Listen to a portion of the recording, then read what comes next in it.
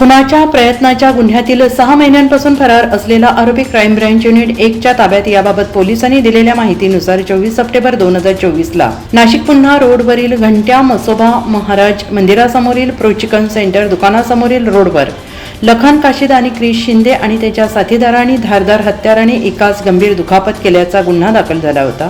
सदर गुन्ह्यातील पाहिजे असलेला आरोपी शुभम हरगावकर हा नानावली नाशिक येथे येणार असल्याची माहिती क्राईम ब्रँच युनिट 1चे पोलीस अंमलदार विलास चारोस्कर आणि नितीन जगताप यांना मिळाल्याने पथकाने शुभम हरगावकर यास नानावली परिसरातून ताब्यात घेतला आहे। त्याच्याकडे चौकशी केली असता त्याने गुन्ह्याची कबुली दिली।